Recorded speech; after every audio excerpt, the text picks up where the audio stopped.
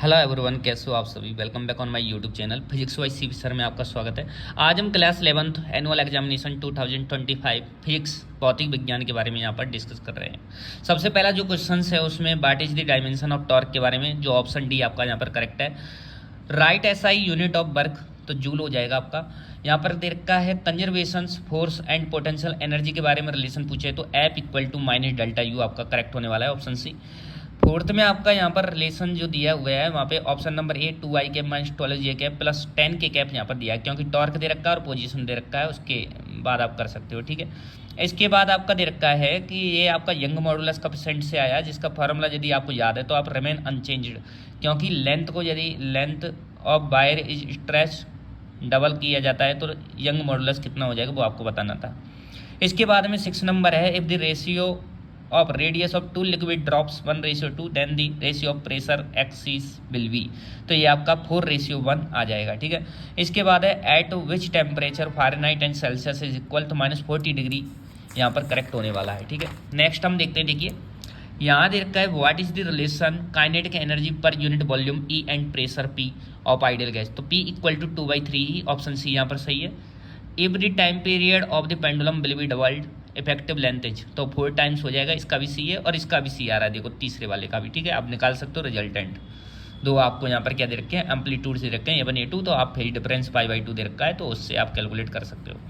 अगला है यहाँ पर फिल इन द फ्लैंक्स आ रहा है, द पाथ ऑफ प्रोजेक्टाइल में आपको सिंपल बताया था, पैराबोला बनता है। उसके बाद 1 किलोवाट आवर 3.6 इंटू 10⁻6 जूल आ जाएगा। ठीक है, the value of g, centre of earth पे क्या होता है, 0 होता है। हाइड्रोलिक मशीन जो होती है वो बेस्ड होती है किस पे, पास्कल्स प्रिंसिपल पे। Cp माइनस Cv बराबर आर आता है गैस कांस्टेंट मेयर्स फार्मूले से। 6.023 10⁻23 ये क्या कहलाती है, अवोगाद्रो नंबर कहलाती है। इसके बाद में total energy of the particle executing simple harmonic motion remain constant होता है। साउंड वेव जो होती है डू नॉट यहाँ पे polarise because they are longitudinal होती हैं, और जो लाइट वेव होती हैं वो किसी में ट्रांसवर्स इन नेचर होती हैं। ठीक है, ये बताना था। इसके बाद में देखो नंबर 3 है, शॉर्ट आंसर टाइप वाले आपके आते हैं।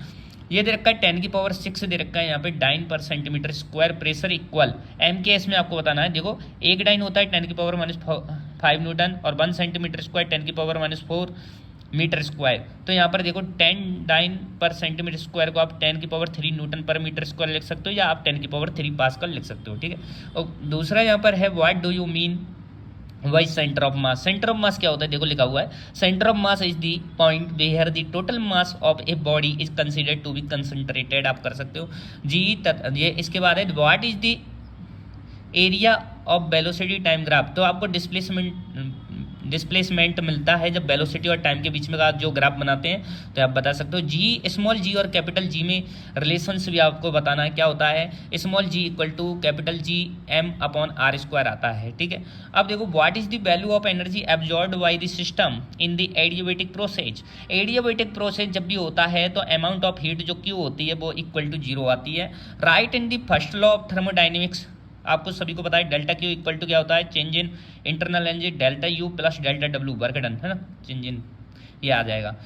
इसके बाद है right the relation of mean free path of an ideal gas. Ideal gas KTG से आया काइनेटिक थ्योरी ऑफ गैसेस से, तो लैम्डा जो मेन फ्री पाथ होता है वो होता है KT/√2πd²P।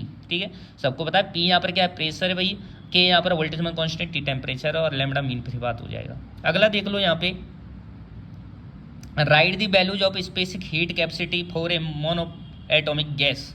मोनो एटॉमिक गैस यहाँ पर आया है, उसके लिए सी भी आपको यदि याद है 3/2r होता है, तो एक फॉर्मूला पता था Cp minus Cv equal to r, उससे Cp निकाल सकते हो जो कि आएगा 5/2r, तो ये आपका हो जाएगा। ठीक है, निकाल सकते हो। यहाँ पर देखो make a graphical representation between kinetic energy potential energy in simple harmonic motion.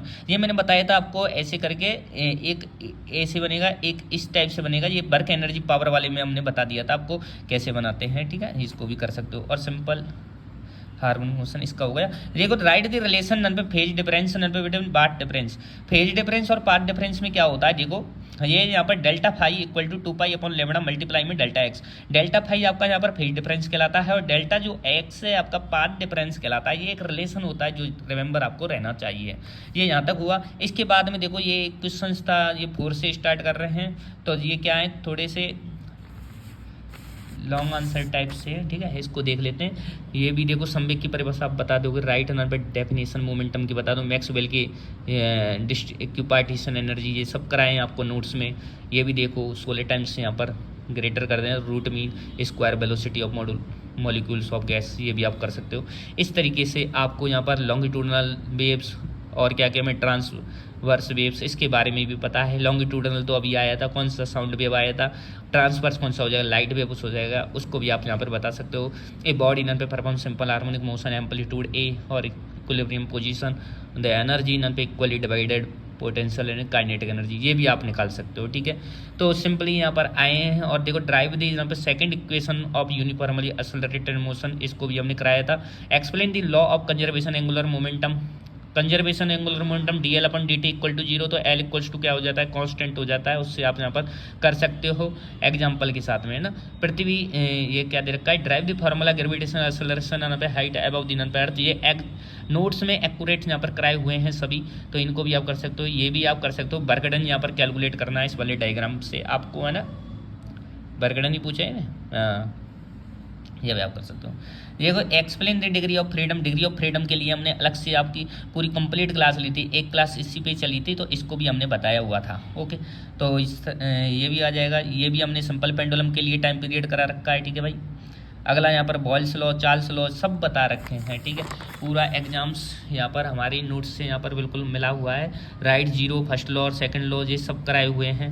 ऊपर से यहाँ पे आई बात, drive the relation kinetic potential and total energy simple harmonic, ये भी कराया हुआ है। कार्नोट इंजन के बारे में एक्सप्लेनेशंस दिया हुआ पूरा कंप्लीटली, कि एडियाबैटिक एक्सपेंशन होता है, फिर कंप्रेशंस होता है, ये सभी है ना, थर्मल एक्सपेंशन होता है, ठीक। यहाँ पर देखो क्या है, यहाँ पर एक डायरेक्टली फार्मूला जाता है, नीटा equal to 1 - T2 upon T1, ठीक है। सिंक और सोर्स उनका टेम्परेचर जो होता है, उससे आप कोफिशिएंट निकाल सकते हो, नीटा निकाल सकते हो, ठीक है।